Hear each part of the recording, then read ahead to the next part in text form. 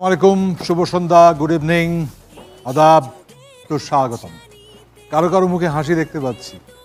কিছু একটা হচ্ছে, কিছু একটা স্পর্শ লেগে গেছে, যার ফলে প্রত্যেকে খুব উজ্জ্বল দেখাচ্ছে। বেশ কোথায় জানি একটা জাদুর মতো কিছু ঘটেছে না? দেখে মনে হচ্ছে না? সবাই নির্ভার মনে হচ্ছে প্রত্যেককে দেখে। সেটা আসলে হওয়া উচিত। রহস্য, এখানে অনেক রহস্য হয়, রহস্য আবৃত অনেক ঘটনা থাকে, অনেক কিছুই থাকে। যেমন নিশ্চয়ই খেয়াল করেছেন আজকে আপনারা যে ঢুকলেন, কিছু কি পরিবর্তন আছে?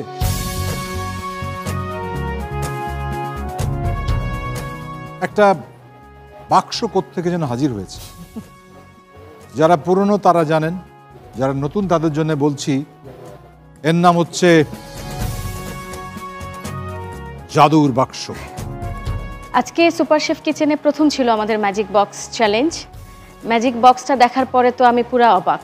প্রকৃত রন্ধন শিল্পী যিনি, শেফ যিনি, তার হাতের ছোঁয়ার মধ্যে অনেক কিছু থাকে। একটু ছুঁয়ে দিলেই যেন কিরকম জাদু হয়ে যায়, সমস্ত কিছু কি একটা হয়ে যায়। আপনারা হচ্ছেন সেই ব্যক্তি যাদের হাতের মধ্যে জাদুর ছোঁয়া আছে। আজকে আমাদের সাথে একজন বিশেষ অতিথি বিচারক হিসেবে আসছেন। তার সম্পর্কে বলতে গেলে এক কথায় বলতে হয়, তিনি মুখের চাইতে হাতের ব্যাপারে দক্ষ বেশি এবং তার একটা সুনাম আছে। আজকে আমাদের সাথে অতিথি বিচারক হয়ে আসছেন কাতার এয়ারওয়েজের শেফ মোহাম্মদ বিল্লাল হোসেন।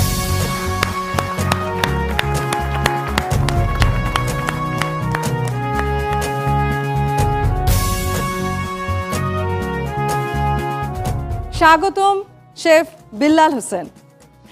আমি একটু আগে যে কথা বলছিলাম যে আপনার মুখের চাইতে হাতের মানে কার্ভিংয়ের কাজ সারা বিশ্বে সমাদৃত।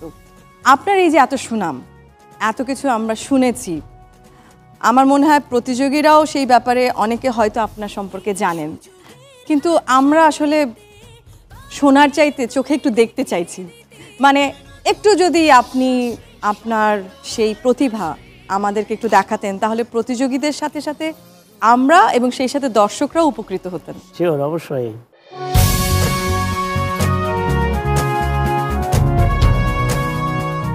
তাহলে শেফ, আপনার কার্ভিং স্কিল আমরা কি এখন দেখতে পারি? মানে আপনি কিছু শুরু করবেন? হ্যাঁ, শিওর। আমি আজকে একটা দেখাবো ক্যারট দিয়ে। প্রথমে একটা আমি বার্ড দেখাবো, ক্যারটের পাখি। আচ্ছা, হ্যাঁ, তারপরে অন্য কিছু দেখাবো। আগে আমরা এটা শুরু করতে পারি। আচ্ছা, আমি আপনাকে এগিয়ে দিচ্ছি। আমি যেটা দিয়ে কার্ভিং শুরু করব ওটা একদম ফ্রেশ হতে হবে, সতেজ হতে হবে। আচ্ছা, তারপরে শেপটা এরকম ওটা হতে হবে, শেপ ভালো হতে হবে। একদিক দিয়ে ট্যাব অথবা মানে একদম একদম। হ্যাঁ, সো প্রথমে আমরা একদম মুখটা কেটে নেব। তারপরে এটার 3 ভাগের 1 অংশ আমরা একটু কেটে নেব। এখানে 3টা ভাগ করে নিতে হবে, ঠিক আছে? তারপর নিচের দিক দিয়ে একটু কেটে ফেলবো। যেই শিখবে স্টেপগুলো মনে রাখতে হবে। স্টেপগুলো যদি মনে রাখতে পারে তাহলে ইজি।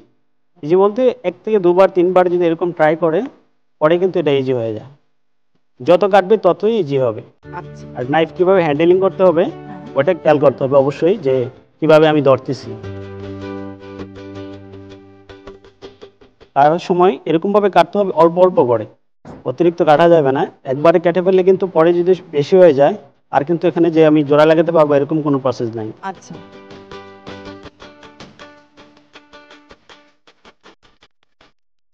আর কোনো কিছু শিখতে হলে আবার প্রথমে একটু আপনি হাত কাটতেই পারে। আমরা প্রথমে যখন কেটে নিয়েছি দোনো পাশ, এখন আমরা কোট কাটার পরে কিন্তু আবার কেটে নিচ্ছি একটু একটু করে। একবারে কাটা যাবে না, অল্প অল্প করে কাটতে হবে। এখন আবার এদিক দিয়ে কাটতে হবে। প্রথম হলো যে মাথা যেটা, ওইটা হলো মেইন। আচ্ছা, আচ্ছা। আসলে রান্না যে একটা শিল্প, সেটাও কিন্তু আসলে বোঝা যাচ্ছে। রান্নার আপনি 100% শিল্প, এর মধ্যে অনেক রকমের শিল্পের কাজ আছে। এখন আমরা এই যে নিচের অংশটা আস্তে আস্তে করে এটা রাউন্ড করে ফেলবো।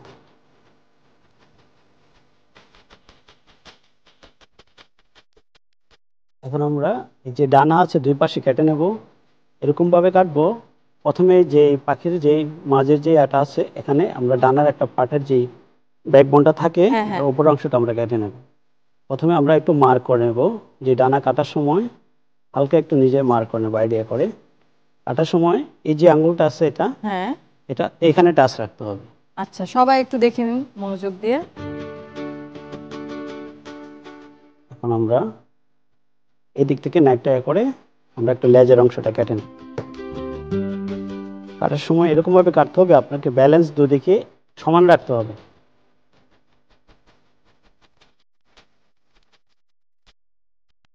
শেখার তো অনেক কিছু আছে।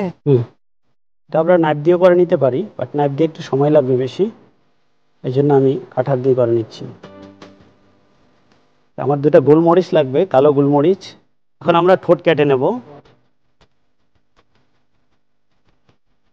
যে আমাদের এটা কমপ্লিট হয়ে গেছে। আমি জাস্ট কিউকাম্বার স্লাইস করে অ্যান্ড ক্যারট স্লাইস করে আপনি বাসার মতো করে নিলাম।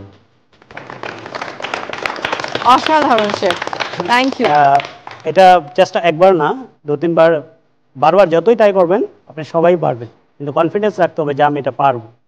কার্ভিংয়ে সাফল্য হতে হলে ফার্স্ট যেটা, এটার প্রতি আপনার ভালোবাসা থাকতে হবে। এবং কুকিংয়ের প্রতি ভালোবাসা আসছে বিদায় কিন্তু এতটুকু চলে আসছেন আপনারা। সো কার্ভিংয়ের প্রতি আপনাকে থাকতে হবে।